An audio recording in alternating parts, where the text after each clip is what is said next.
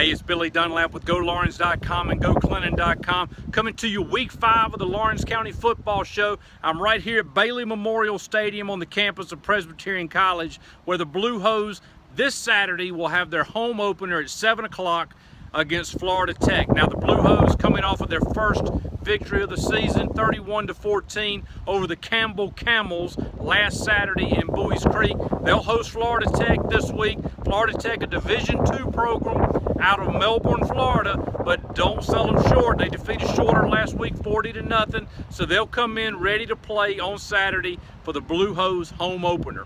Now, let's talk about high school football. This past Friday night, we want to wipe it away. 3 losses, Lawrence Academy, Clinton, Lawrence, all took L's this week, but we want to put those behind us and get ready for 3 good games this week. Now, the Raiders are going to host Dorman on Friday night at KC Hanna Stadium, 7:30. It'll be Hall of Fame night. We'll be recognizing 4 inductees into the Lawrence District 55 Hall of Fame. Coach Eddie West, Stan Whitlock, Marcus Whitmore, and Albert Garrett will be inducted before the game, but they'll also be recognized at halftime, so we're looking forward to seeing those guys on Friday night. Now, the Raiders 1-3 on the season, coming off of a tough 45-10 loss to Boiling Springs last week. Raiders really dominated on both sides of the ball. Boiling Springs ranked number 6 now, but I promise you they will make some noise in 5A this season. A solid team on both sides of the football. Now, this week, the Raiders dominated on offense and defense. Really couldn't do anything. Couldn't stop anybody. Couldn't do anything on offense. Gave up 534 yards of offense to Boiling Springs while only gaining 63. So a rough night for the Raiders. One bright spot, Braylon Williams, defensive back, had an interception, and he also had a forced fumble. He stripped a guy, took it down, put the Raiders in scoring position to set up a touchdown in the first half. Now, the Raiders this week against Dorman, they got to play with confidence. Coach Chris Liner said it after the game Friday night. The Raiders have got to play with confidence against strong teams. They got to come in thinking that they've got a chance. Got to do that on Friday night. Now, the Raiders have got to run the ball. They're built around their running backs and their offensive line offensively, so they got to be able to run the ball. Troy Dendy has got to have a good game. DQ Floyd is supposed to be back this week. He's been cleared by the doctor, so he should be good to go, so he should be at full strength in the backfield. Freshman quarterback Ryan Campbell has got to continue to manage the game, complete a few passes, spread the field, so we can let those running backs go to work. Now, defensively, the Raiders have got to be more physical. They're not very physical, especially in the defensive backfield. Got to be more physical, and they got to get pressure on the quarterback up front. So, should be a great game. Now, Dorman coming in 2-2 on the season, currently ranked number 7 in 5A. They defeated Rock Hill last week, 27-24 on a last-second field goal. So far this season, Dorman has defeated Hillcrest and they defeated Rock Hill. They've got losses to Northwestern, one of the top 5A teams in the state, and Bob Jones. Not Bob Jones in Greenville, Bob Jones in Alabama. That was a week 1 loss for Dorman. Last week, Dorman gave up 476 yards of offense to Rock Hill, but they also gained 517. So, a pretty balanced team, the Cavaliers.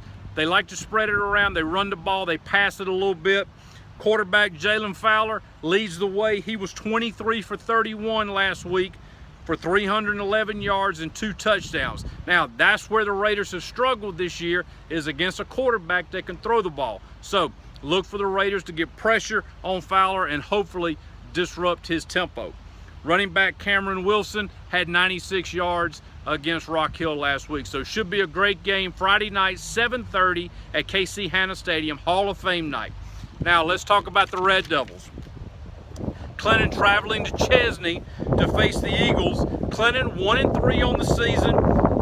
Lost to Abbeville last week, 34-16. Abbeville ran for 340 yards in the game. Time of possession, the Panthers had the ball for roughly 75% of the game. Now, as Coach Andrew Webb said, last week was grown man football. Abbeville came and played grown man football against the Red Devils last week. Now, Clinton offensively, 83 yards rushing last week, a little better than what they've been doing. Charlie Craven 16 for 23 for 165 yards and a touchdown. The touchdown went to Aaron Copeland. Now, for the Red Devils to be successful, they got to get more of a running game. Mark Wise, Coco Ritchie, Chris Holmes, those guys have got to be able to run the ball to balance the attack.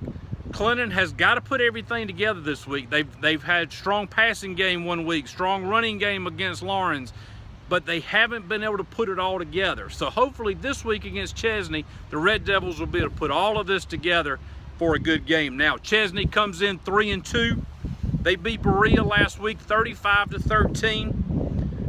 So far on the season, their victories are Berea, West Oak, and Broome. Now, surprisingly, Broome defeated Burns last Friday night, so Chesney's going to be a tough team for the Red Devils this week.